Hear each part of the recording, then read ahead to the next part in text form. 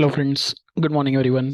पिछली क्लास में हमने देखा था कि हम किस तरीके से प्रोबेबिलिटी के क्वेश्चंस को सॉल्व करेंगे, basically considering law of total probability. और हमने बेस थ्योरम के भी क्वेश्चंस को सॉल्व आउट किया था। साथ ही साथ हमने कंडीशनल प्रोबेबिलिटी को भी लास्ट लेक्चर्स में कवर अप किया था।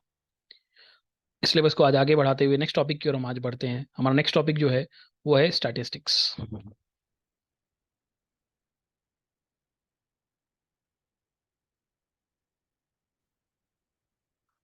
दो टॉपिक आपका इसमें बचता है, स्टैटिस्टिक्स और दूसरा आपका प्रोबेबिलिटी डिस्ट्रीब्यूशन। सो आज के लेक्चर में हम स्टैटिस्टिक्स को ट्राई करेंगे कवर अप करने का। सो स्टैटिस्टिक्स बेसिकली क्या है? सो स्टैटिस्टिक्स नथिंग बट क्या है, कोई भी जो भी डेटा आप क्या करते हो, कलेक्ट करते हो, उसका इंटरप्रिटेशन करते हो, उसके एनालिसिस करते हो, उसी को क्या कहते हो आप? स्टैटिस्टिक्स बोलते हो। So statistics is nothing but collection of collection of data collection of data comma analysis of data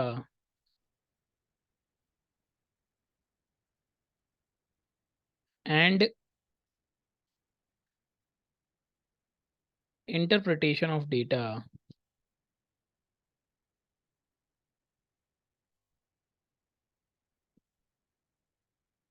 is known as is known as is known as statistics।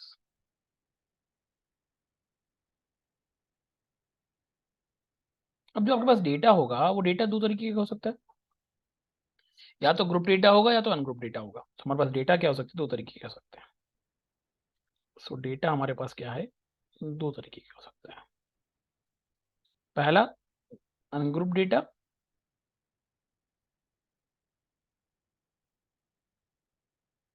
और एक हो सकता है आपके पास ग्रुप डेटा। ठीक है। सो अनग्रुप डेटा क्या होगा? जिसमें क्या होगा, अनग्रुप डेटा क्या होता है? एक ऐसा डेटा जिसके अंदर सिर्फ और सिर्फ क्या हो आपके, सिर्फ और सिर्फ इंफॉर्मेशन की हुई हो, ऑब्जर्वेशन की हुई हो, बट कोई इंटरवल नहीं दिया हो, जिसको हम क्लास इंटरवल बोलते हैं स्टैटिस्टिक्स के टर्म्स में। So what is ungroup data? If data contains only observations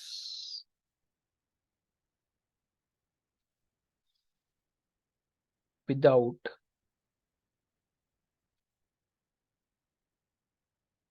any class interval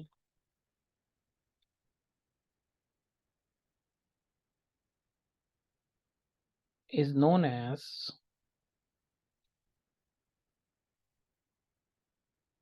ungrouped, और इसी का दूसरा नाम होता है आपका raw data. So group data क्या हो जाएगा? तो ऐसा डेटा जिसमें क्या होगा आपका, ऑब्जर्वेशन हो एक पार्टिकुलर इंटरवल या फ्रीक्वेंसी पे। सो ग्रुप डेटा क्या होता है? If data is in the form of is in the form of class interval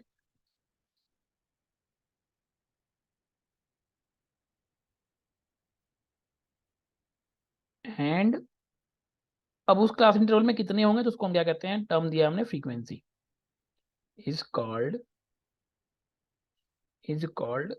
group data. तो उसी को हम क्या कहते हैं, आपका ग्रुप डेटा कहते हैं। ठीक है। सो स्टैटिस्टिक्स बेसिकली क्या है? डेटा को कवर अप करना, उनका एनालिसिस करना, उनका इंटरप्रिटेशन करना। सो जो भी आपका डेटा आप कलेक्ट करोगे उसकी एनालिसिस कैसे कर सकते हो? या तो आप मेजर करोगे सेंट्रल टेंडेंसी के अबाउट, या तो आप मेजर करोगे डिस्पर्सन के अबाउट। सो नेक्स्ट पे चलते हैं।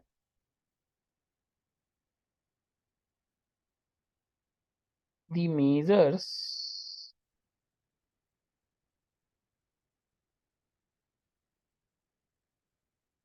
used to summarize data sets are, दो होते हैं आपके। पहला है measure of central tendency,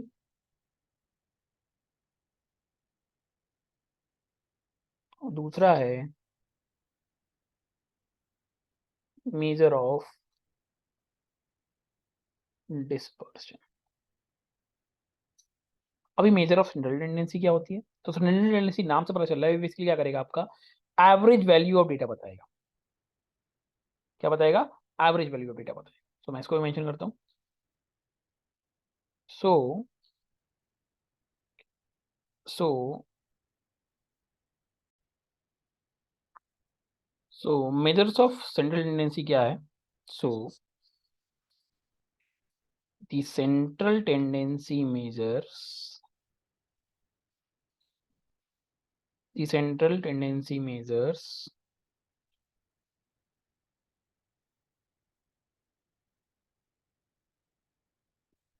indicates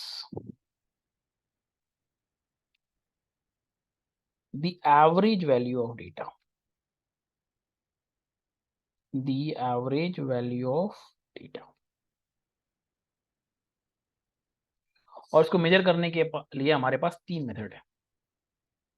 तीन मेथड कौन कौन से हैं? वो है आपका मीन, मीडियन एंड मोड। ठीक है, मीन, मीडियन एंड मोड जो है बेसिकली आपके तीन एग्जांपल हैं। For example mean, median and mode. Next है आपका dispersion. So measure of dispersion क्या करेगा? डिस्पर्शन मेजरमेंट क्या करता है आपका, बेसिकली ये बताता है कि आपका डेटा कितना वैरी कर रहा है, किस वैल्यू तक वैरी कर रहा है, कितना ज्यादा चेंज कर रहा है। सो बेसिकली क्या कर रहा है, वो वेरिएशन बता रहा है आपका डेटा में, जो सेंट्रल टेंडेंसी नहीं बता पा रहा था। सो हम लिखेंगे the dispersion major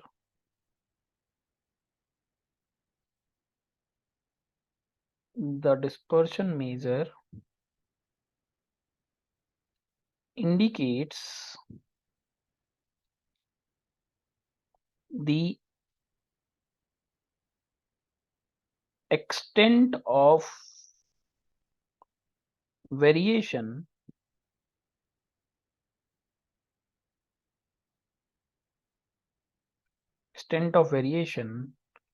to which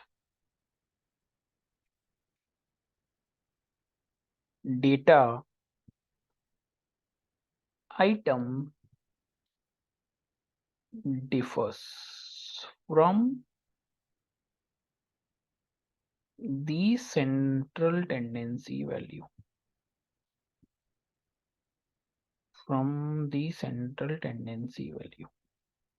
अब इसका आपका एग्जाम्पल क्या है? तो इसके बेसिकली दो तीन एग्जाम्पल आपके पास यहाँ पे भी हैं। जैसे आपका स्टैंडर्ड डेविएशन क्या है,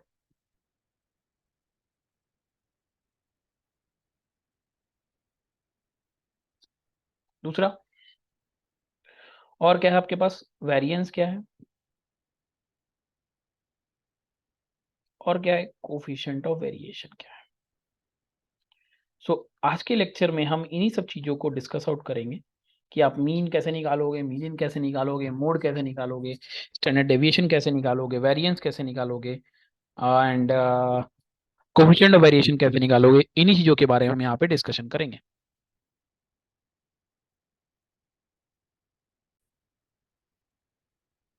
सो हम अपने टॉपिक को आगे बढ़ाते हैं और स्टार्ट करते हैं सेंट्रल टेंडेंसी मेजर्स में। पहला टॉपिक है आपका मीन। तो टॉपिक है आपका central tendency measures.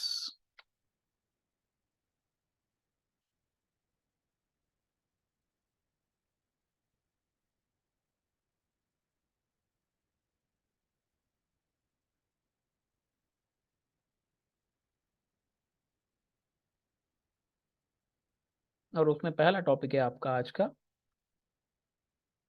Mean. Mean को आप अर्थमेटिक मीन भी बोल सकते हो। अब मीन भी आप किस तरीके से निकाल सकते हो, एक आप रॉ डेटा का निकालोगे, आप ग्रुप डेटा का निकालोगे। सो आपके पास दो चीजें हैं, कलर चेंज करता हूं मैं। एक है फॉर फॉर रॉ डेटा या अनग्रुप डेटा? फॉर रॉ और अनग्रुप डेटा। सो रॉ और अनग्रुप डेटा का डेटा मीन कैसे निकालते हैं? मीन को हम एक्स बार से दिखाते हैं। तो X bar is equal to nothing but summation आपको क्या करना होगा, सारी वैल्यूज को जोड़ना पड़ेगा, divide by total number of observation से आपको डिवाइड कर देना होगा। तो वो क्या मिल जाएगा? मीन मिल जाएगा। Where n is total number of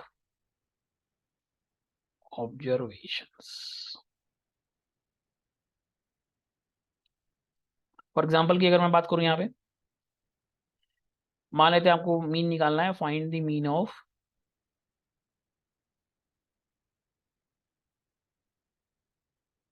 2, 1, 3, 4, 7 and 6। सो आप मीन कैसे निकालोगे? तो अब मैंने क्या बताया आपको, आपको क्या करना है, सारे वैल्यूज को जोड़ देना है। ये आपकी सारी एक्स है, आपके सारे डेटा को, ऑब्जर्वेशन को जोड़ देना है। So x bar is equal to 2 + 1 + 3 + 4 + 7 + 6 and divided by, आपके पास ऑब्जर्वेशन कितने हैं यहाँ पे? 6। तो आपकी वैल्यू क्या आ जाएगी यहाँ से? 2 1 3 3 3 6 6 4 10 10 7 17 17 और 6 it is 17 or 6, it is coming to be 23 by 6. So your value will be coming about to be 3.3 18 18 carry over, it will be 5 and 6 3.8 something, you will get your answer.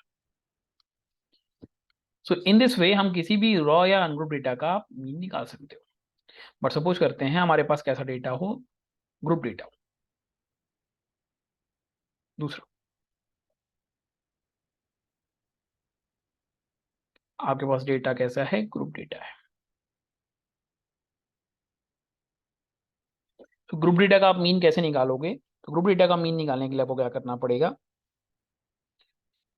Group data का आपको mean निकालने के लिए basically क्या करना पड़ेगा आपके पास? अब इस बार क्या होगा, ग्रुप डेटा के बाद में क्या होगा, आपके पास क्लास इंटरवल किया होगा और आपके पास क्या होगा, एक फ्रीक्वेंसी डेटा होगा। तो इस केस में अगर आप डायरेक्ट मेथड, इसमें भी दो आप मेथड देख सकते हो। एक है अगर आप डायरेक्ट मेथड से सॉल्व करते हो,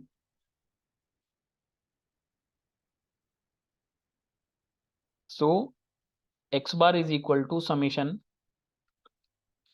F i x i divided by summation F i, where what is f is nothing but your frequency, f is nothing but your frequency।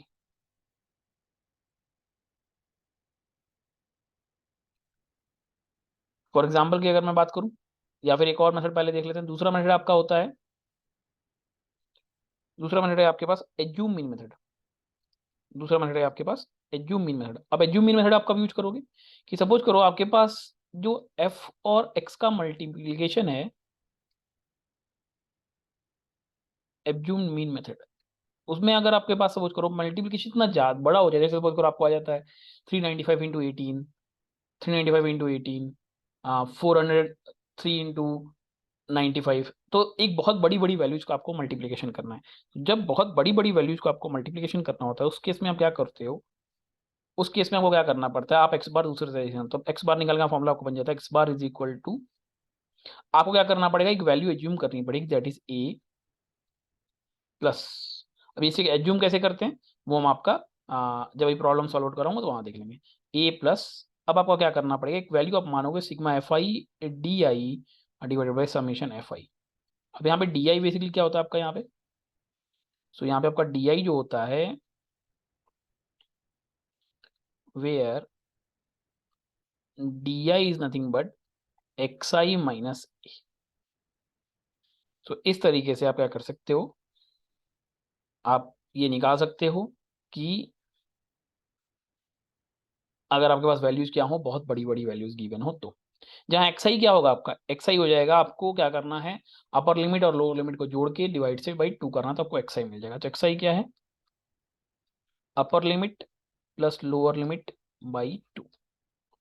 सो इस तरीके से आप एज्यूम मीन मेथड से भी आप क्या कर सकते हो, किसी भी चीज का डेटे का मीन निकाल सकते हो। ठीक है, आगे बढ़ते हैं, नेक्स्ट पेज पे चलते हैं। नेक्स्ट पेज पे चलेंगे हम।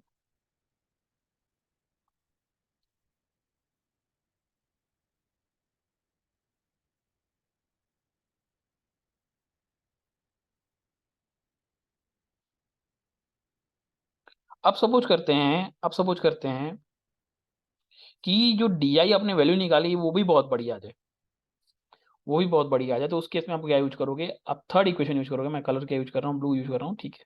थर्ड है आपका step deviation method.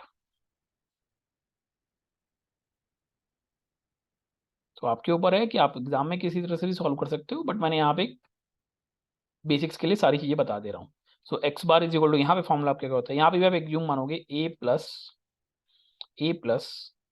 H into summation UI FI divided by summation FI। तो इक्वेशन तो आपकी ये होती है। अभी जहाँ UI क्या है, where UI is nothing but it is DI/H, और DI तो आपको पहले से पता है, XI - A, जहाँ H क्या है आपका, क्लास साइज या इंटरवल जिसको हम बोलते हैं। ठीक है, क्लियर है, ठीक है। मैं एक बार सारे क्वेश्चंस के सारे फॉर्मुलेज पहले करा देता हूँ, फिर एक साथ सभी का एक साथ क्वेश्चन मैं करवा दूंगा। नेक्स्ट टॉपिक पे बढ़ते हैं। नेक्स्ट टॉपिक है आपका इसमें, नेक्स्ट जो मेजर करने का तरीका है वो आपका दूसरा है, I think second one is median. तो सेंट्रल टेंडेंसी मेजर करने का दूसरा तरीका है मीडियन। फिर सेम वही कहानी, आपके पास क्या होगा, दो मेथड होगा। पहला फॉर ग्रुप डेटा, चाहे पहले अनग्रुप डेटा का ले लेते हैं। फॉर अनग्रुप डेटा, अभी अनग्रुप डेटा में आपको क्या करना होगा, आप मीडियन कैसे निकालोगे, आपको अनग्रुप डेटा का मीडियन निकालना है। उससे पहले मीडियन होता क्या है, मीन बेसिकली क्या कर रहा था, आपका मीन कर रहा था कि एवरेज वैल्यू के अबाउट किस तरह से वेरिएशन हो रहा है। आपका एवरेज मीनिंग क्या है, एवरेज वैल्यू क्या है कि चाहे वो पॉजिटिव हो चाहे नेगेटिव हो, उसको बैलेंस आउट कर दे रहा था। बट मीडियन क्या करता है आपका, कि आपको ये बताता है कि पॉजिटिव पोजिशनल एवरेज कितना है, बेसिकली एवरेज को बता रहा है। सो अनग्रुप डेटा का अगर आपको मीडियन निकालना है या रो डेटा का आपको मीडियन निकालना है, तो आपको सबसे पहले क्या करना होगा, सबसे पहले आपको क्या करना होगा, आपको अपने डेटा को अरेंज करना होगा असेंडिंग ऑर्डर में। सबसे पहले आपको क्या करना है, स्टेप वन आपका होगा इसमें, step one, arrange all the datas in ascending order। कुछ इस तरह से x1 x2 x3 x4 dot dot xn। Step two होगा, फिर आपको देखना पड़ेगा ये जो n आपने निकाला वो कैसा है, आपको चेक करना होगा, check if n is odd. अगर आपका n ऑड है देन आपका मीडियन क्या हो जाएगा, देन आपका मीडियन क्या हो जाएगा, n+1/2th वैल्यू। ठीक है, सो n/2th वैल्यू को आपका n+1/2th वैल्यू को आप क्या मान लोगे, मीडियन मान लोगे। जैसे मान लेते हैं अगर वो 5 वैल्यू है, 5 नंबर ऑफ ऑब्जर्वेशन है, तो 5+1/2 6, 6/2 इज 3। सो थर्ड ऑब्जर्वेशन आपका क्या बन जाएगा, उस केस में आपका मीडियन बन जाएगा। क्लियर है, वहीं वहीं सपोज करते हैं if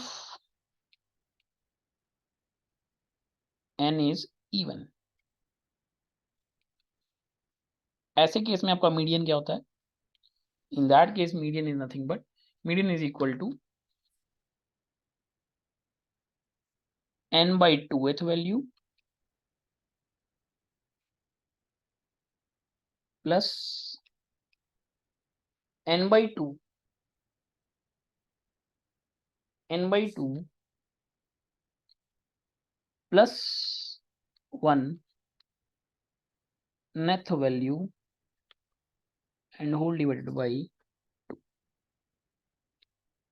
whole divided by 2।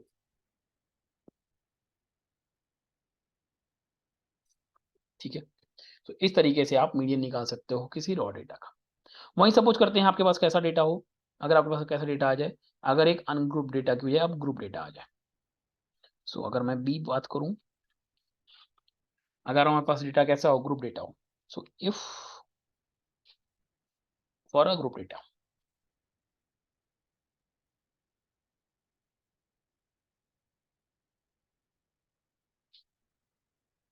For a group data, ठीक है। सो ग्रुप डेटा के लिए मीडियन का फॉर्मूला होता है हमारे पास, median is equal to L plus n/2, n/2, n/2 minus n/2 minus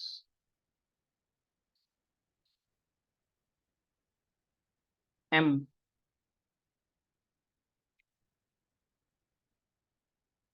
into c whole divide by f. So ये आपके पास फॉर्मूला है जहां पे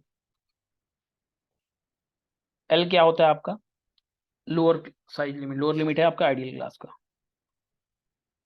lower limit of, lower limit of for ideal class, lower limit for ideal class, lower limit for, lower limit of ideal class. मैं थोड़ा sign को change कर देता हूँ। ये आपका बेसिकली क्या है, ये आपका सी एफ है, तो मैं इसको कॉम्युलेटिव फ्रीक्वेंसी लिखता हूँ, और यहाँ पे हाइट है आपका बेसिकली। तो ये आपका सी एफ हो गया, और ये क्या हो गया आपका क्लास इंटरवल या क्लास साइज हो गया, ठीक है। जहाँ पे एन क्या है, N is equal to nothing but N is equal to summation over F, total number of observation. C F क्या है आपका, सी एफ क्या है आपका cumulative frequency,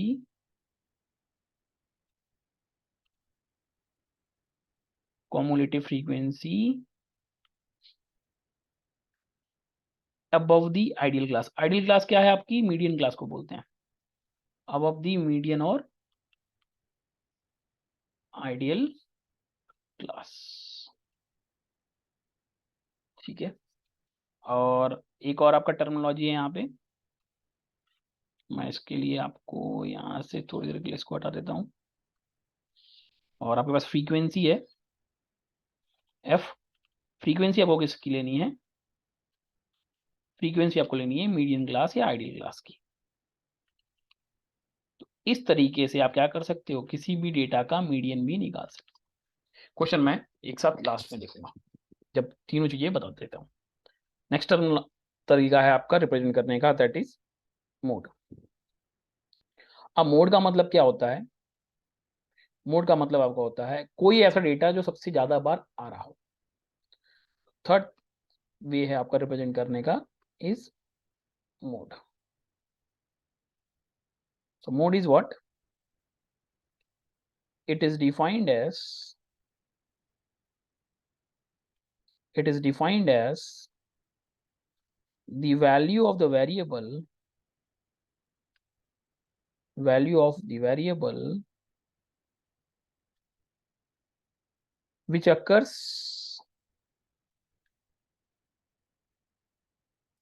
which occurs more frequently, जो सबसे ज्यादा बार आएगा,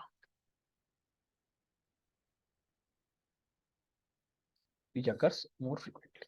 अब सेम वही कहानी, सेम वही कहानी, आपको रॉ डेटा के लिए निकालना पड़ेगा और ग्रुप डेटा के लिए निकालना पड़ेगा। तो पहला ए फॉर रॉ और अनग्रुप्ड डेटा।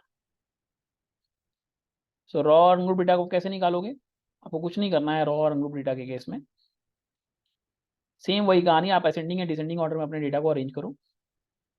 अरेंज करने के बाद जो सबसे ज्यादा बार आएगा वही आपका क्या बन जाएगा, मोड हो जाएगा, ठीक है। So sorry, arrange the data, arrange the data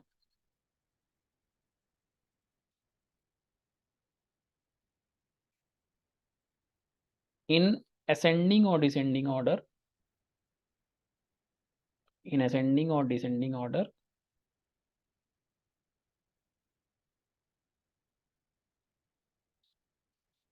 The observation with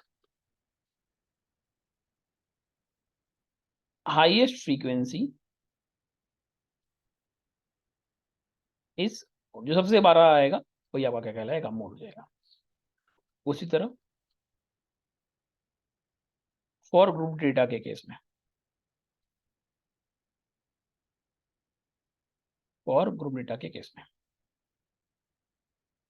group data के केस में आपका मोड होता है, it is equal to L plus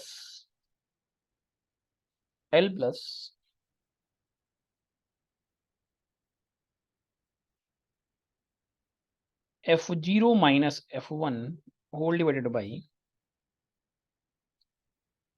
2F0 minus F1 minus F2 into H। तो ये आपके पास तो इक्वेशन हो गई मोड की। आप टर्मिनोलॉजी भी वापस आ जाते हैं, वेयर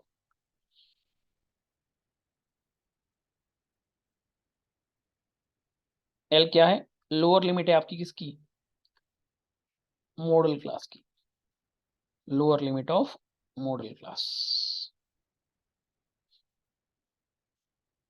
फिर F0 F1 F2 क्या है, अब आपको क्या करना है, फ्रीक्वेंसी देखनी पड़ेगी। तो F0 क्या है, frequency of model class,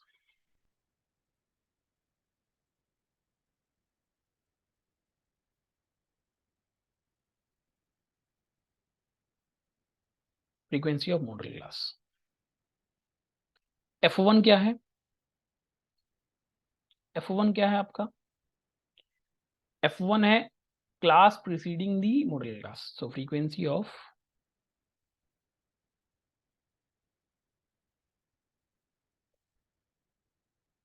class preceding model class, मतलब मॉडल क्लास से पहले जो क्लास आएगी उसका। F2 क्या है, frequency of class succeeding model class.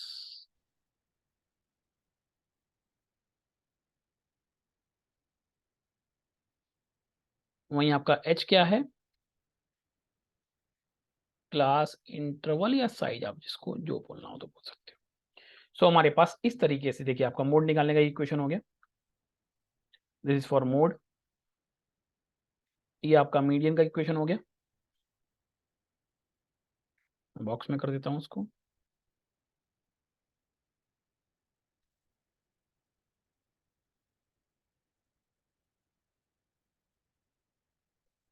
ठीक है, और ये रॉ डेटा के लिए मीडियन हो गया। ये आपका तीनों तरीका है मीडियन मोड मीन निकालने का। सो हमने तीनों जो बेसिस है आपके सेंट्रल टेंडेंसी को मेजर करने के लिए हमने देख लिया। अब हम इसी के ऊपर एक क्वेश्चन देख लेते हैं। सो क्वेश्चन है, एक बार आपका रॉ डेटा का, एक ग्रुप डेटा का देखें। सो क्वेश्चन है, सॉरी,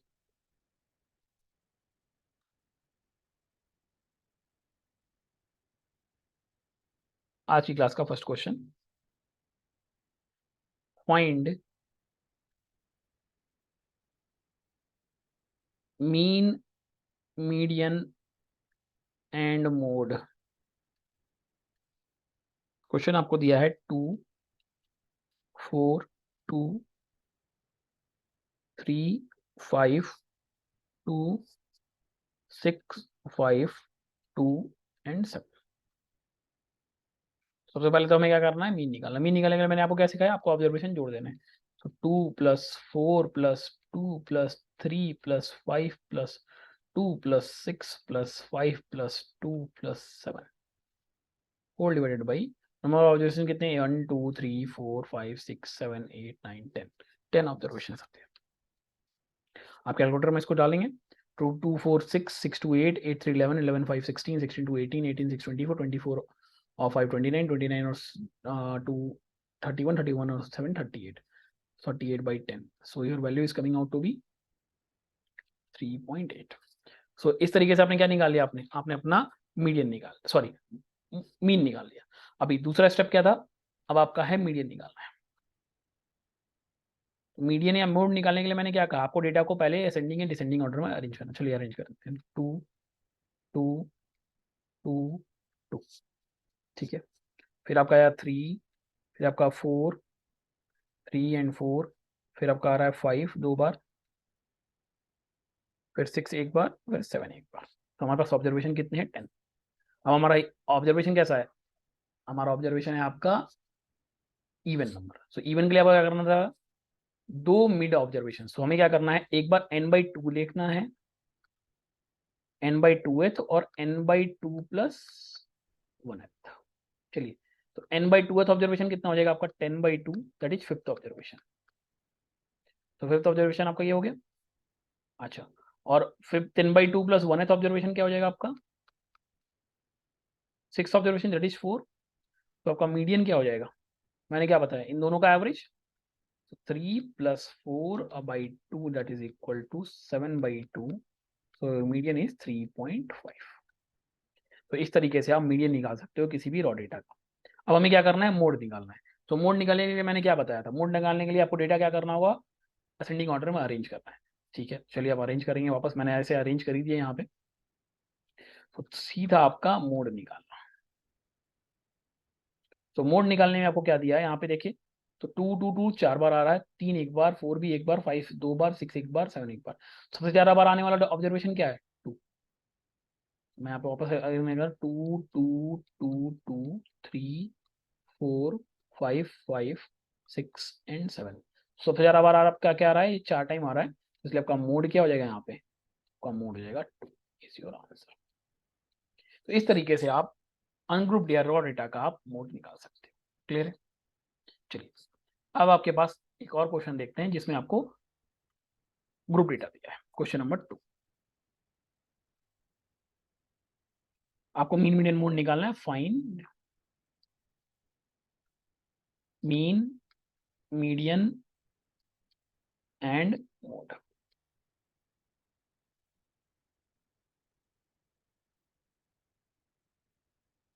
थोड़ा सा टाइम लगेगा, मैं बॉक्स बना लेता हूँ पहले।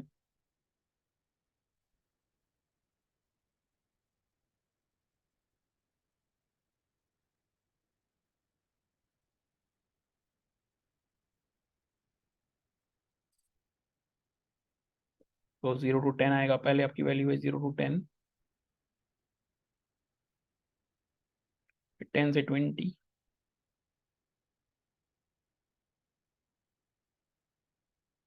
फिर 20 to 30, फिर 30 to 40, 40 to 50। एक और वैल्यू आपकी 50 to 60। एक लाइन आगे नीचे की ओर बढ़ा देता हूँ। चलिए, यहाँ पे आपके पास फ्रीक्वेंसी दी हुई है, मैंने यहाँ पे फ्रीक्वेंसी मेंशन करूँगा। फिर आपके बाद आपको आपका वैल्यू लिखना पड़ेगा, एक्स आई क्या आएगा वो लिखना है। फिर आप यहाँ पे एक्स आई एफ आई लिखेंगे, और यहाँ पे आप सी एफ लिखेंगे, राइट। सो चलिए, क्वेश्चन में जो गिवन है उसको मैं ब्लैक कलर से लिख रहा हूँ। सो आपको क्लास इंटरवल दिया है, और आपको फ्रीक्वेंसी क्वेश्चन में गिवन है। क्लास इंटरवल है 0 से 10, 10 से 20, 20 से 30, 30 to 40, 40 to 50 एंड 50 to 60। यहाँ आपको वैल्यू 3 4 12 24 30 एंड 4। तो आपको ये डेटा आपके पास गिवन है। सो पहले मुझे क्या निकालना है, सबसे पहले मीन निकालना। तो मीन निकालने की सबसे पहले आपको जरूरत क्या पड़ती है, मीन निकालने के लिए आपको चाहिए तो एक्स आई। क्योंकि मैं नेक्स्ट पे भी जाता हूँ, मैं मीन का अगर मैं डायरेक्ट मेथड से फॉर्मूला लिखूँ तो एक्स बार क्या होता है आपका, summation of f i x i divided by summation F I. तो पहले पहले मुझे एक्स आई चाहिए। एक्स आई क्या होता है आपका, एक्स आई मैंने बताया था, एक्स आई क्या होता है आपका, वो होता है upper limit plus lower limit by 2। चलिए, सो 0 plus 10, 10, 10 by 2 is 5, 10 plus 20, 30, 30 by 2 is 15, 30 plus 20, 25, 50, 50 का बाई 2 25। सिमिलर 10 10 का गैप आ रहा है, सो मैं डायरेक्टली 35, सिमिलर यहाँ पे 45, here comes out to be your 55, right? So next term for mean is xi fi xi, मतलब multiplication. So 35 by 15, 15 4 60, 12 5 ja 25 2 ja 50, 25 1 ja 25, and 25 1 25, and 5 is 300. 24 into 35 ये आप calculator में डालेंगे तो ये आ रहा है आपका 840, 13 into 5 65, 13 4 जा आपका 52, 52 और 4, 52 और 6, सॉरी 52 और 6 585, 55 into 4, 4 4 20, सो 220।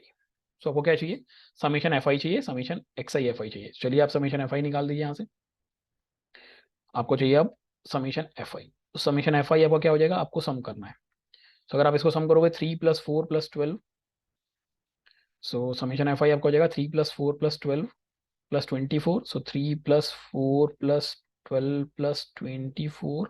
आप चाहो तो वहाँ पे स्पेस नहीं है इसलिए मैं यहाँ पर लिख रही 12, आप चाहोगे तो वहाँ पे नीचे लिख सकते हो, नेक्स्ट उसी टेबल के नीचे 24 + 13 + 4, इसको आप जोड़ते हो तो कितना आता है, इसको जोड़ने में आपको आ रहा है 60।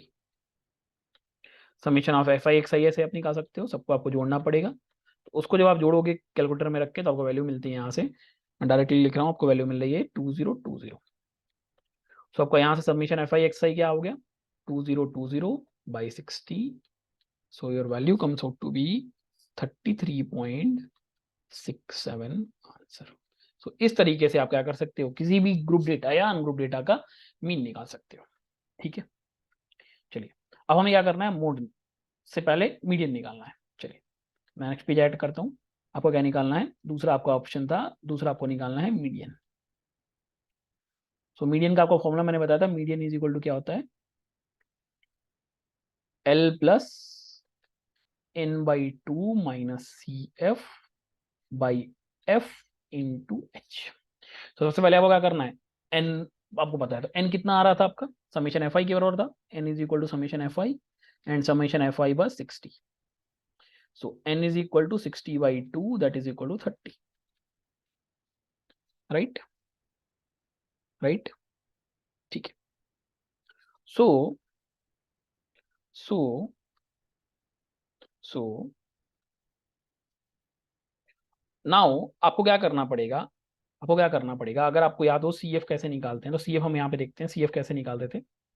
सी एफ क्या था आपका, cumulative frequency above the median और आइडियल क्लास। तो सबसे पहले तो हमें सी एफ निकालना पड़ेगा, तो चलिए देखते हैं सी एफ कैसे निकालते हैं। सी एफ मतलब कम्युलेटिव फ्रीक्वेंसी, सो 3 जैसा है वैसे ही, अब 3 + 4 आपको जोड़ना पड़ेगा, 4 + 3 आपका आ गया 7, फिर 7 + 12 आपका आ गया 19, 19 + 24 आपका आ गया 19 + 24 आपका आ गया 43, 43 + 13 आपका आ गया 56, 56 + 4 आपका आ गया 60। ठीक है, तो आपको वैल्यू क्या चाहिए, 30 चाहिए। अब अगर देखो यहाँ पे सी एफ आपका क्या आ रहा है, 43 आ रहा है, यहाँ सी एफ क्या है 19, इसका मतलब आपका मीडियन क्लास क्या हो गया, मैं कलर से मार्क कर रहा हूँ, आपका मीडियन क्लास ये हो गया 30 से 40, आपका मीडियन क्लास 30 से 40 हो गया। सो मीडियन क्लास आपका यहाँ से आ गया था, मीडियन क्लास आपका आ रहा है 30 to 40, इसको मैंने आइडियल क्लास बोला। सो दिस इम्प्लाइज आपका एल कितना हो गया, 30 हो गया। अच्छा, क्लास साइज आपका एच कितना हो गया, 10 हो गया। नाउ आपका सी एफ मैंने क्या बोला था, community frequency preceding median class, तो इससे पहले वाला, तो ये सी एफ आप ले लोगे, so it is coming out to be 19, so C F is 19। Frequency आपको किसकी लेनी है, फ्रीक्वेंसी आपको लेनी है मीडियन क्लास की, तो आपकी मीडियन क्लास की फ्रीक्वेंसी कितनी है 24, सो दिस इज 24। सो अब यहाँ बोर्ड वैल्यू पुटअप कर दो अपनी, सीधे आपसे मीडियन यहाँ से आ जाएगा आपको। So median is equal to, आपने वैल्यू पुटअप करनी शुरू करी, एल की जगह आपने रखा 30 + 60/2 - 19 / 24 × 10, so it is equal to 30 plus 30 minus 19 by 24 into 10। अब आप इसको जब सॉल्व आउट करते हो तो वैल्यू आती है 34.88 इज योर आंसर। तो इस तरीके से आप क्या कर सकते हो, किसी भी ग्रुप डेटा का आप मीडियन निकाल सकते हो। ठीक है, चलिए आगे बढ़ेंगे। नेक्स्ट आपको क्या निकालना है, मोड निकालना है। अब मोड मैंने कैसे निकालना बताया, मोड का फॉर्मूला आपको बताया, mode is equal to L plus F0 minus F1 2F0 minus F1 minus F2 और इंटू एच। तो पहले आपको एल निकालना है, मतलब उसके लिए आपको चाहिए मॉडल क्लास। मॉडल क्लास क्या होती है, वो क्लास जिसमें अंदर सबसे ज्यादा फ्रीक्वेंसी आई हो। सबसे ज्यादा फ्रीक्वेंसी आपकी कहाँ पे आ रही है, तो देखिए 24। तो आपका मॉडल क्लास भी क्या है, यही है। चलिए बैठ जाते हैं। सो आपकी मॉडल क्लास क्या हो गई आपकी, सो आपकी मॉडल क्लास हो गई आपकी 30 से 40। सो इसके इम्प्लाइज आपका एल क्या हो गया 30, एच क्या हो गया 10, F0 क्या था, फ्रीक्वेंसी ऑफ मॉडल क्लास। तो मॉडल क्लास की फ्रीक्वेंसी क्या है आपकी 24। सो दिस इज आपका F0। Preceding model class F1, succeeding model class F2। So F0 is nothing but F0 is 24. Now what is F1? F1 is 12. What is F2? F2 is 30। यही थी values, check कर लेते हैं वापस। Sorry, हाँ 12 13 24। अब value आप put up कर दो डायरेक्टली, आंसर आपको मिल जाएगा। So this implies mode is equal to 30 plus 24 minus 12 divided by 2 into 24 minus 12 minus 13 और इंटू 10। अब जब आप इसको सॉल्व करने जाओगे तो ऊपर हो गया 30 प्लस यहाँ आगे 24 माइनस 12 आपका हो जाएगा, ऊपर आ गया 12, ये हो गया 48, 48 और माइनस 48 माइनस आपका 25, 48 माइनस 25 और ये आपका आ रहा है 48 माइनस 25 23 इंटू 10। आप जब इसको सॉल्व करोगे तो आपको वैल्यू मिलेगी 35.21। तो इस तरीके से आप किसी भी गिवन डेटा का मीन, मीडियन और मोड निकाल सकते हो। क्लियर है, ठीक है।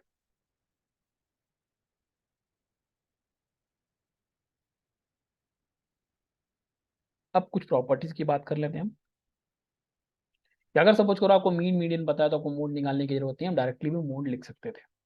तो हमारे पास एक एम्पिरिकल रिलेशन है,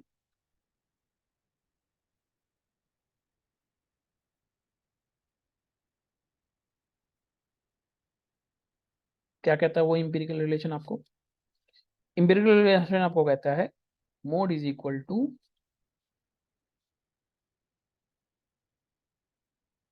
थ्री मीडियन माइनस 2। ठीक है, तो आप इस एम्पिरिकल रिलेशनशिप से भी अपना डेटा निकाल सकते हो तुरंत। अगर आपको गेट के क्वेश्चन में मीडियन और मीन दिया होगा तो आप डायरेक्टली इस तरह से भी निकाल सकते हो। ठीक है, जो सबसे ज्यादा इंपॉर्टेंट टॉपिक जो मैं यहाँ पे सबसे कवर अप करने की कोशिश कर रहा था, जो आपका गेट में पूछा जाता है, वो आता है क्वेश्चन स्क्यूनेस का। स्क्यूनेस क्या होता है, आपका डेटा किस तरीके से सिमेट्रिकली डिस्ट्रीब्यूटेड है, मतलब कि एक मीन वैल्यू के अबाउट किस तरह से डिस्ट्रीब्यूटेड है, उसको आप क्या कहते हो, स्क्यूनेस बोलते हो। तो स्क्यूनेस में भी आपकी तीन तरीके की स्क्यूनेस होती है। अगर सपोज करते हैं आपका मीन मीडियन मोड बराबर है, मतलब कि सिमेट्रिकल डिस्ट्रीब्यूशन है, देन ऐसे डिस्ट्रीब्यूशन को आप सिमेट्रिकली स्क्यू बोलते हो। चलिए मैं नेक्स्ट टॉपिक में इसमें एक इंपॉर्टेंट टर्मिनोलॉजी लिखता हूं, that is your skewness. So skewness में क्या होता है, मैं ट्राई करता हूँ ग्राफ बनाने की। तो मेरे पास तीन डेटा होगा, मेरे पास वो नहीं है, सॉरी, ये सेंटर ग्राफ बनाना है। तो सेंटर ग्राफ के लिए मैं सेंटर लाइन लेता हूँ।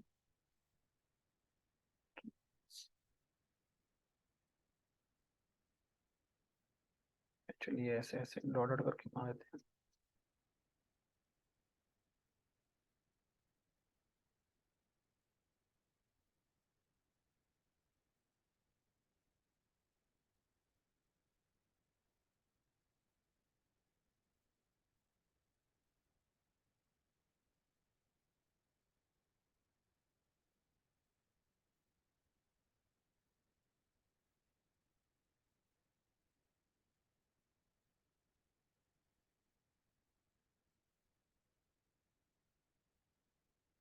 ठीक है।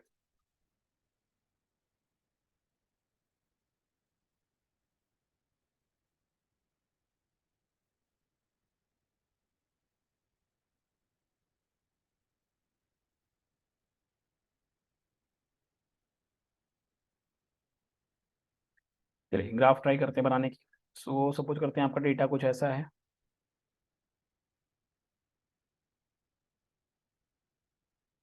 ट्राई करेंगे, मैनेज करेंगे थोड़ा सा। ठीक है। ट्राई टू मैनेज करेंगे आप उसको थोड़ा सा। अगर आपका डेटा सपोज करते हैं,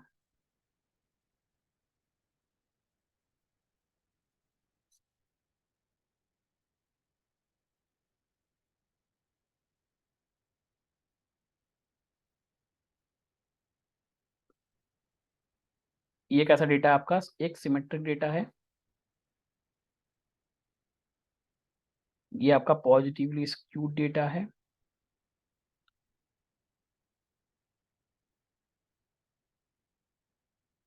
और ये आपका नेगेटिवली स्क्यूड डेटा है। अब ये कैसे पता चलेगा, ये तो ग्राफ मैंने बना दिया है, कैसे डिसाइड करोगे आप सिमेट्रिक है कि पॉजिटिवली स्क्यूड है कि नहीं। इसके लिए मैं नेक्स्ट स्लाइड पे जाता हूँ। तो अगर सिमेट्रिक डेटा होगा या सिमेट्रिक डिस्ट्रीब्यूशन होगा, सिमेट्रिक है तो उस केस में क्या होता है, mean is equal to median is equal to mode होगा, ऐसा पाया जाएगा आपको। ठीक है। वहीं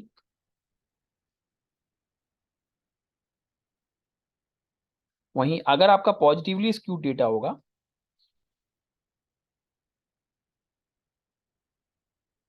पॉजिटिवली स्क्यूड डेटा होगा, तब आप देखते हैं क्या करेंगे।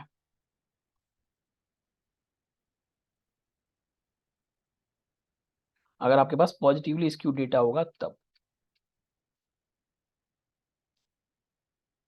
तो अगर हमारा डेटा पॉजिटिवली स्क्यूड है, इसका मतलब क्या है, मोड की वैल्यू लेस और इक्वल टू मीडियन होगी, एंड दिस इज लेस और इक्वल टू मीन होगी आपके। तीसरा है आपका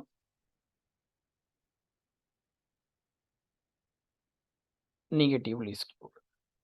जैसे इसमें मीन मैक्सिमम होता है, निगेटिवली स्क्यूड में मोड मैक्सिमम होगा आपका।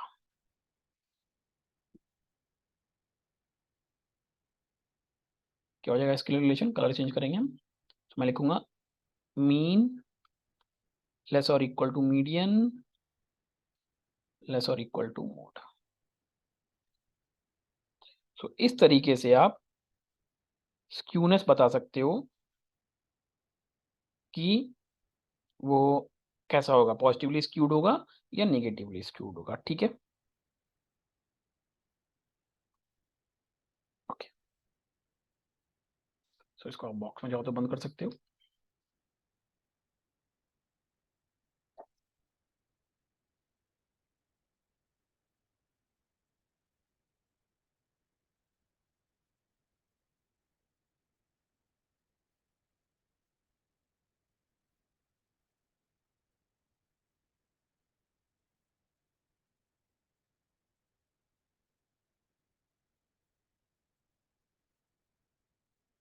तो ये तरीका है, आपको कोई भी डेटा का इंफॉर्मेशन इसके ऊपर एग्जाम में क्वेश्चन पूछ देगा कि कह देगा वो पॉजिटिवली स्क्यूड है या नहीं है, नेगेटिवली स्क्यूड है या नहीं है। सो ये आपको वहां पे बताना पड़ता है।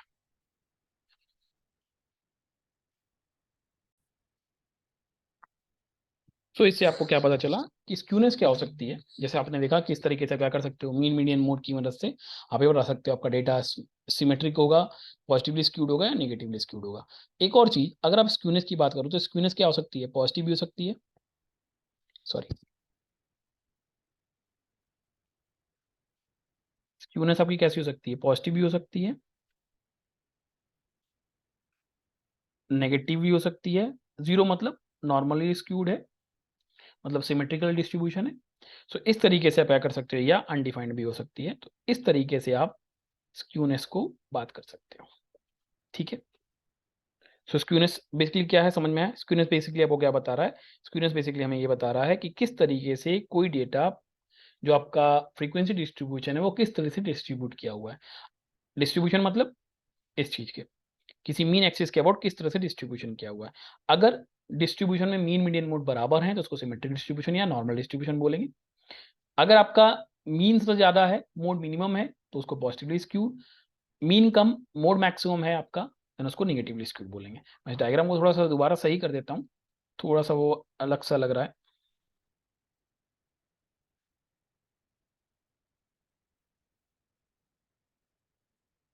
सो ये डेटा करीब डायग्राम कुछ ऐसे बन के आएगा आपका। चलो मेरे पास शेप नहीं है यहाँ पे, ये डेटा कुछ आपका ये ऐसे उठेगा और यूं उठ के जाएगा। So that is your, this is your negatively skewed. और पॉजिटिवली स्क्यूड की मैं बात करूं, पॉजिटिवली स्क्यूड का भी डायग्राम थोड़ा सा मैं सही करता हूँ, चाहे लाइन को मैं सही कर देता हूँ आपकी। चलिए इसको मैं सही कर देता हूँ यहाँ से। ये ग्राफ अगर मैं यहाँ से सही करूँ तो थोड़ा सा ग्राफ आपका ऐसे बन के जाता है। ये ग्राफ आपका ऐसे जाएगा और ये ऐसे उठ के जाएगा, तो मतलब सिमेट्रिकल डिस्ट्रीब्यूशन वहां पे नहीं होगा आपका बस। ठीक है, तो उसको आप क्या कहोगे, पॉजिटिवली स्क्यूड बोलोगे। क्लियर है। सो देखते हैं आपका गेट में इसके ऊपर क्वेश्चन क्या है। सो गेट में इसके ऊपर आपसे ऊपर एक क्वेश्चन आया था 2005 में। आपका गेट में जो भी क्वेश्चन आए हैं उसको हम डिस्कस करेंगे। सो उसमें सबसे पहला जो क्वेश्चन गेट 2005 में जो आया था वो यही पूछ के आया था कि कौन सा स्टेटमेंट गलत है, जिसमें आपको ये तीनों ऑप्शन दिए हुए थे। तो एक इस टाइप के डायरेक्ट आपको रिलेशनशिप दे दी जाएगी और उससे पूछा जाएगा कि स्क्यूनेस क्या होगी। तो इस टाइप का क्वेश्चन गेट में आया हुआ है। चलिए, और क्वेश्चंस को हम डिस्कस करने से पहले, क्योंकि इसमें मेजोरिटी ऑफ जो क्वेश्चंस आए हैं वो आए हैं डिस्पर्सिव मेजर से, इसीलिए यहाँ पे स्टैटिस्टिक्स में मैंने अभी उतने ज़्यादा क्वेश्चंस प्रैक्टिस आउट नहीं करवाए हैं। सो नेक्स्ट टॉपिक आपका जो आता है वो आता है, सेकंड टॉपिक है measure of dispersion. So measure of dispersion में आपका पहला टॉपिक आता है इसमें basically standard deviation and variance.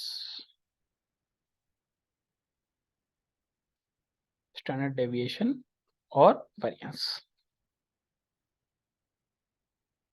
So basically आप क्या करोगे इसमें, इसमें भी आपके पास दो एग्जांपल हैं। पहला पहला for raw data, for raw data, for raw data. Standard deviation को हम दिखाते हैं सिग्मा से। Sigma is equal to nothing but it is equal to under root of 1/n, 1/n, 1/n in the bracket summation of xi minus x bar का whole square, in the bracket summation of xi minus x bar का whole square. So this is your for और raw data. इसको जब आप solve out करोगे तो आपको जो इक्वेशन मिलती है वो यही मिलती है। आपको इक्वेशन क्या मिलेगी वो आप लिख सकते हो। और सिंप्लीफाई तरीके से अगर मैं लिखना चाहूँ तो sigma is equal to basically क्या होता है आपका under root of n summation xi square minus summation xi का होल स्क्वायर। चलिए मैं इसको और क्लियरली थोड़ा हैंड राइटिंग गड़बड़ हो रही थी तो सही कर देता हूँ। और जब आप इसको सॉल्व आउट करने जाते हो तो सिग्मा का जो फॉर्मूला आता है वो ये आता है, आप इसको यूज करोगे एग्जाम में। n in the bracket summation of, आपको ऑब्जर्वेशन का स्क्वायर करना है, उसको जोड़ देना है, माइनस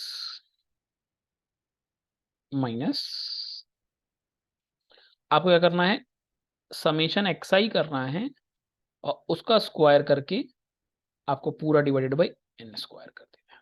तो ये बेसिकली आपके पास फॉर्मूला है स्टैंडर्ड डेविएशन निकालने का। और आपको स्टैंडर्ड डेविएशन पता है तो वेरिएंस क्या होता है, स्क्वायर ऑफ स्टैंडर्ड डेविएशन। चाहे आप उसका उल्टा बोल सकते हो, standard deviation is square root of variance. और वेरिएंस क्या होता है, तो मैं यहाँ पे लिख देता हूँ, standard deviation and variance,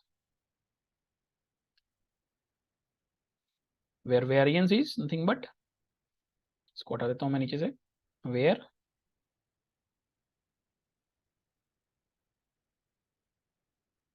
variance is equal to standard deviation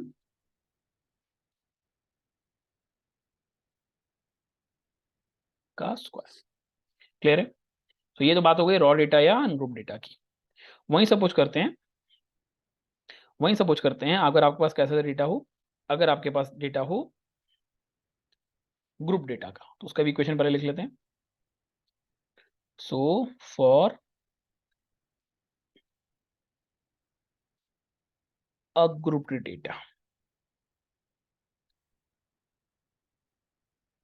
group data के केस में सिग्मा होता है आपका standard deviation, it is equal to root over जो पहले मेन इक्वेशन होती है पहले वो मैं लिख देता हूँ, it is n summation fi xi square minus summation fi xi का whole square whole divided by n square. तो ये आपके पास इक्वेशन है जहां पे f आपको पता है पहले से फ्रीक्वेंसी होती है, और वेरिएंस जो आपका होगा वो सिग्मा स्क्वायर के बराबर हो जाएगा। तो इस तरीके से आप किसी भी ग्रुप डेटा का वेरिएंस निकाल सकते हो और स्टैंडर्ड डेविएशन निकाल सकते हो। क्लियर है? ठीक है। अच्छा, एक टर्मिनोलॉजी मैंने और बताई थी रिप्रेजेंट करने की इसकी, वो कौन सी थी, शायद आई थिंक मेथड बी है। सो बी तरीका आपका क्या था इसको रिप्रेजेंट करने का, डिस्पर्शन को मेजर करने का, वो था आपका कोफिशिएंट ऑफ वेरिएशन, वो था आपका कोफिशिएंट ऑफ वेरिएशन। तो कोफिशिएंट ऑफ वेरिएशन आप कैसे निकालते हो, कोफिशिएंट ऑफ वेरिएशन में आपको कुछ नहीं करना है, आपके पास मीन होगा, आपके पास वेरिएंस होगा, सॉरी स्टैंडर्ड डेविएशन होगा, दोनों का आपको क्या करना है। So coefficient of variation CV is equal to nothing but in percentage if I am representing, it is nothing but standard deviation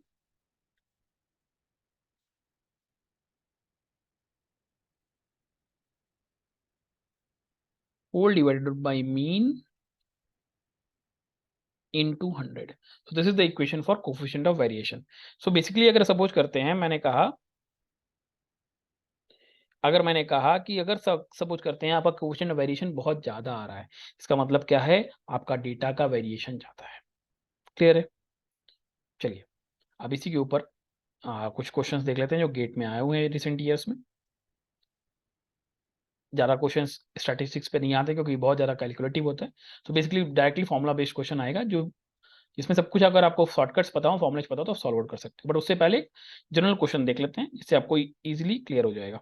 सो आपके पास क्वेश्चन है, आपके पास क्वेश्चन है सो मैं पहले टेबल बना लेता हूँ। आपको स्टैंडर्ड डेविएशन निकालना है डायरेक्टली, जिससे आपको फॉर्मूले का यूज समझ में आ जाएगा।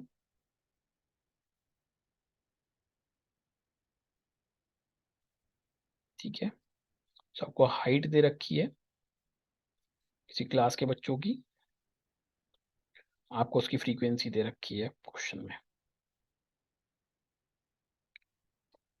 थोड़ी सी लाइन तिरछी हो गई, इसको सीधा कर देते हैं। चलिए अब आपको हाइट दे रखी है एक 62 से 63.5। ठीक है, एक हाइट आपको दे रखे 63.5 से 65, फिर आपको दे रखे 65 से 65.5, फिर दिए आपको 66.5 से 68। मैं इस बॉक्स को यहाँ से पहले बंद कर देता हूँ ताकि आपकी लाइन सीधी आए। इधर से भी बंद कर देता हूँ इसको। ओके, सो आपने 4 डेटा के लिए बना लिया, हमारे पास 8 डेटा है टोटली। ये हो गया आपका 5th डेटा, हो गया आपका 6th डेटा, और यहाँ पे आ जाएगा आपका 7th data. So this is your 8th data. So इस तरीके से आप, ये मैंने आपका बॉक्स तैयार कर दिया।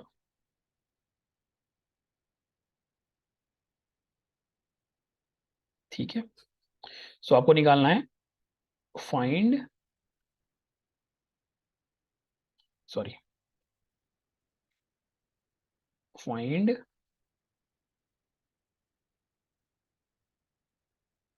S D and variance.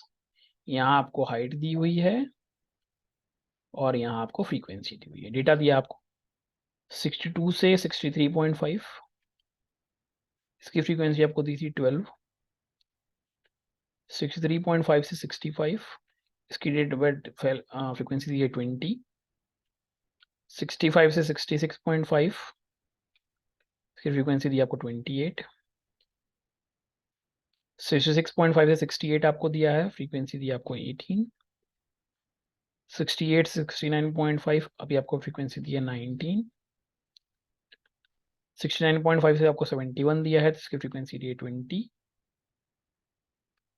71 से 72.5 दिया है, इसकी फ्रीक्वेंसी दी है आपको 30।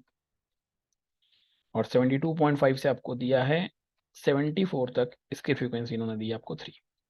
सो आपको बेसिकली क्या करना है, आपको एस डी निकालना है। तो पहले मैं फॉर्मूला लिख देता हूँ। सो मैंने एस डी का फॉर्मूला आपको क्या बताया, S D is equal to under root of n in the bracket summation F i x i square minus minus summation F i x i का whole square divided by n square. So आपको पहले चाहिए x i square, सबसे पहले इसके लिए आपको क्या निकालना पड़ेगा, एक्स आई निकालना पड़ेगा। चलिए, तो आपने एक टेबल बनाई यहाँ पे, ऐसे ही मैं आगे कंटिन्यू कर रहा हूँ। तो आपने यहाँ पे लिखा है एक्स आई, कलर चेंज किया, आपको चाहिए, सॉरी, आपको चाहिए एक्स आई। तो एक्स आई क्या हो जाएगा, 62 plus 63.5 by 2। So it is coming out to be 62 plus 63.5, it is to be 62.75। 63.5 plus 65 by 2, ये हो जाएगा आपका 64.25।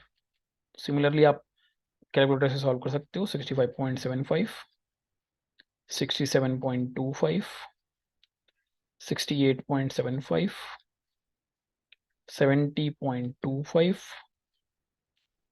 71.75, 73.25। अब वो क्या चाहिए, समेशन एफ आई एक्स आई चाहिए।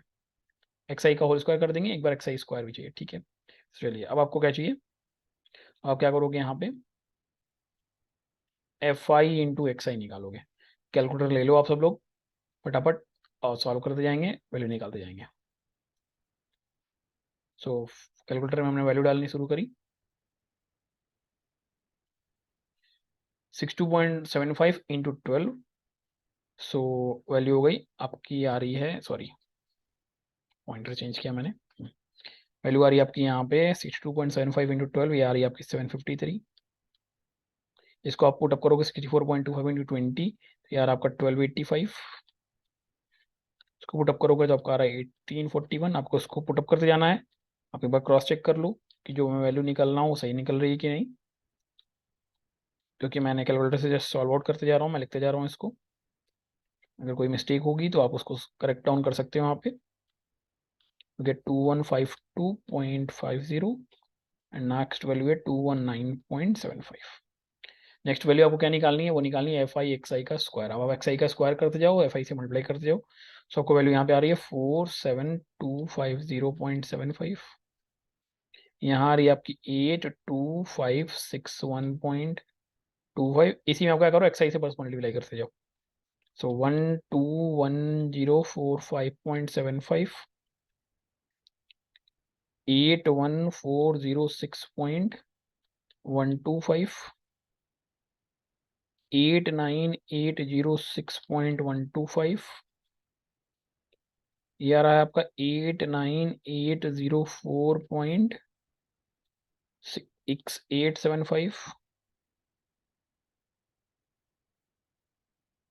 और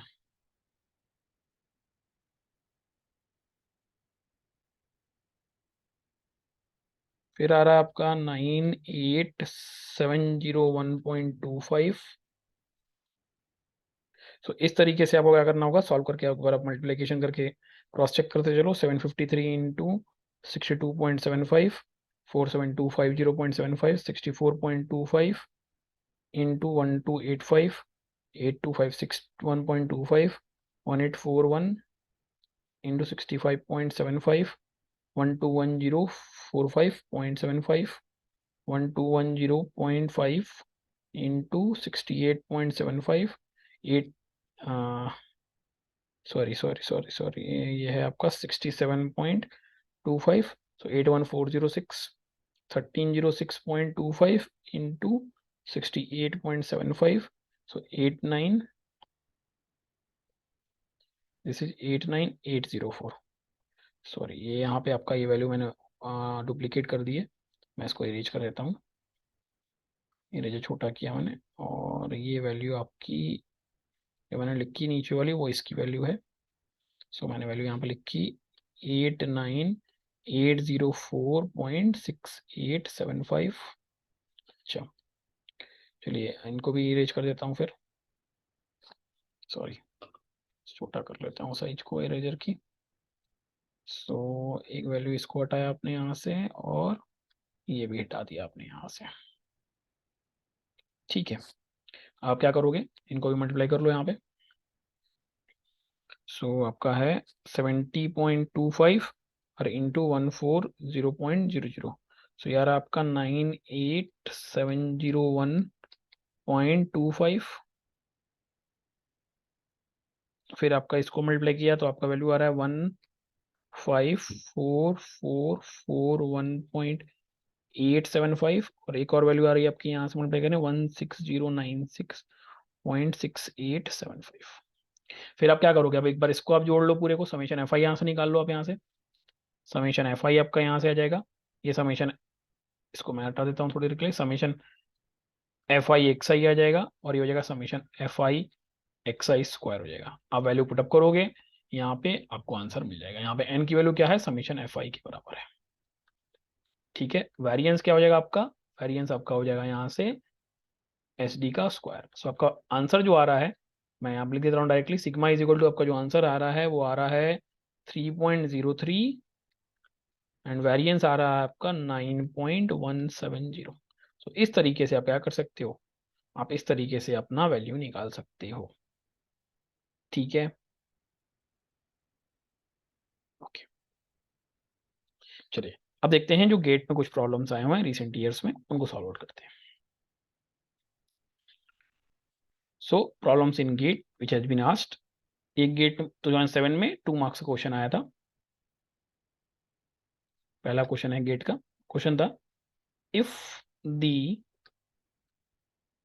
standard deviation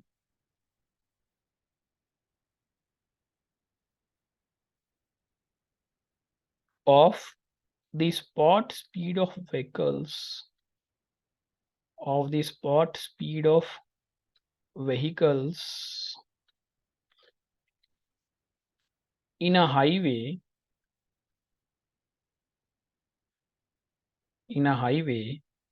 is 8.8 kilometer per hour, and the mean speed is 33 kilometer per hour. The coefficient of variation है। देखिए कितना सिंपल सा क्वेश्चन है, बस आपको फॉर्मूला पता होना चाहिए। कोफिशिएंट ऑफ वेरिएशन पूछ रहा है, तो कोफिशिएंट ऑफ वेरिएशन क्या होता है, दोनों का ratio. S D by sigma आप कर दोगे, sorry S D by speed कर दोगे, मीन स्पीड, आपको आंसर मिल जाएगा। कोफिशिएंट ऑफ वेरिएशन इज, आपको ऑप्शन दिया था यहाँ पे 0.1517, मतलब को परसेंटेज नहीं निकालना है, सीधे रेशियो के फॉर्म में लिखना है 0.1867। ऑप्शन सी दिया है आपको 0.2666 एंड ऑप्शन डी दिया है आपको 0.3646। Solution. So coefficient of variation आपका क्या होता है, कोफिशिएंट ऑफ वेरिएशन मैंने बताया स्टार्टिंग में, वो बताया आपका क्या, sigma by x bar. Sigma क्या है आपका यहाँ पे 8.8 डिवाइडेड 33, और इसको सॉल्व करोगे, कैलकुलेटर में डाला 8.8 डिवाइड 33, यार आपका 0.2666। तो आपका correct option is C. Clear है? ठीक है, नेक्स्ट क्वेश्चन में चलते हैं।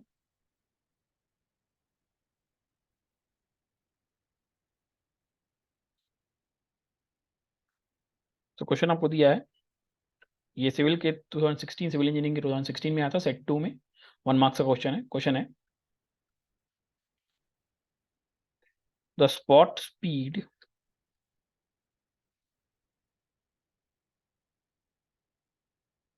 in kilometer per hour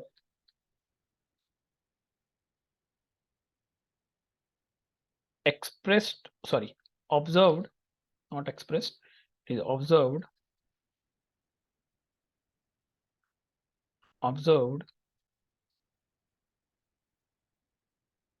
at a road section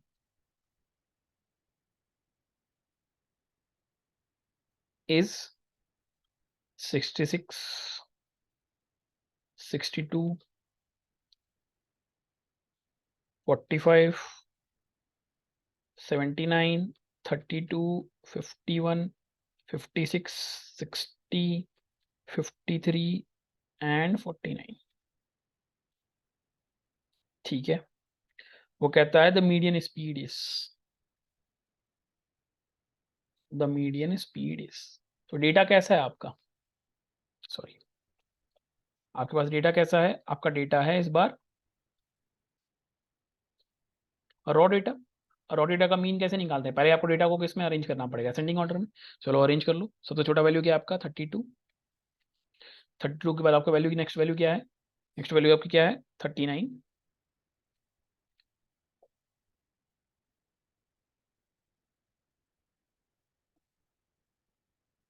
66, 62, 45, 79, 32, 51, 56, not 39, sorry 39 not available.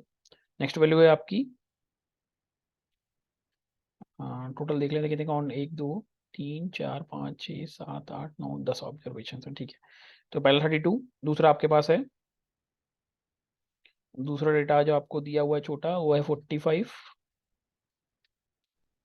फिर है आपके पास 49, फिर है आपके पास 51, फिर है आपके पास 53, फिर है आपके पास 56, फिर है आपके पास 60, 62, 66 एंड 78। तो हमारा ऑब्जर्वेशन क्या से 10 ऑब्जर्वेशन है। तो मीडियन कैसे निकालते हैं, मीडियन निकालने के बाद फॉर्मूला क्या होता है, मीडियन निकालने के लिए क्या करते हो, अगर इवन ऑब्जर्वेशन है तो n/2th plus n/2 plus 1th term का एवरेज ले लेते हो। सो n यहाँ पे कितना है, n यहाँ पे 10 है, तो 10 n/2 हो गया 5। फिफ्थ ऑब्जर्वेशन आपका क्या हो जाएगा 1 2 3 4 5, fifth and this is sixth, right. So fifth and sixth observation का हमें सम करना है। So fifth is 53, sixth is 56, so 53 plus 56/2, so it is coming out to be 108, 108/2 is, sorry not 108, it is 109,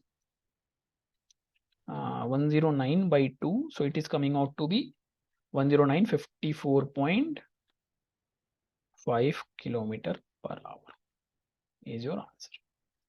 ये recent year 2016 में जो wait में question आया था, ये आपका इस तरह से क्वेश्चन पूछा हुआ है। क्लियर है?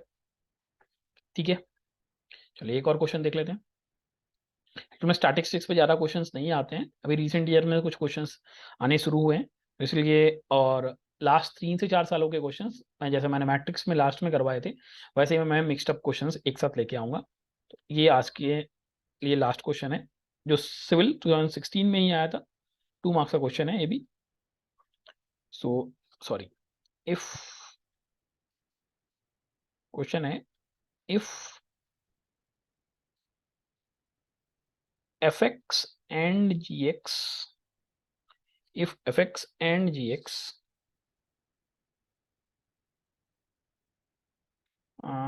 ये क्वेश्चन अभी मैंने पढ़ाया नहीं है, टॉपिक आपका बेसिकली ये टॉपिक है, क्वेश्चन मैं आपको कल कराऊंगा नेक्स्ट सेशन में। बेसिकली ये टॉपिक जो है आपका मैंने अभी कवर अप नहीं करवाया है, जो है प्रोबेबिलिटी डेंसिटी फंक्शन। इसी के बारे में हम नेक्स्ट क्लास में डिस्कशन करेंगे कि प्रोबेबिलिटी डेंसिटी फंक्शन क्या होता है, किस तरीके से प्रोबेबिलिटी डेंसिटी फंक्शन निकाला जाता है। जैसे कि आपने उसमें पढ़ना है binomial distribution, Poisson distribution, normal distribution, तो वो चीज़ें कैसे आप करते हैं, इन चीज़ों के बारे में हम कल की क्लास में डिस्कस आउट करेंगे। हम इसकी जगह एक और क्वेश्चन को डिस्कस कर सकते हैं जो अगर आए हुए हैं, नहीं वो जो भी क्वेश्चन है वो आपके प्रोबेबिलिटी डेंसिटी फंक्शन को यूज करके आप करना है। टॉपिक आपका स्टैंडर्ड डेविएशन में है का ही है, बट उसमें क्वेश्चन और वेरिएशन के साथ साथ प्रोबेबिलिटी डेंसिटी फंक्शन का भी कॉन्सेप्ट आपको पता होना चाहिए। तो इसलिए वो क्वेश्चन मैं आपको नेक्स्ट क्लास में करवाऊंगा। So thank you all for this session. अगर कोई भी किसी को डाउट है तो आप कमेंट सेक्शन में कमेंट कर सकते हो, मैं आपका reply as early as possible तो करूंगा। Thank you for the session. Please like, share and subscribe my channel. Thank you.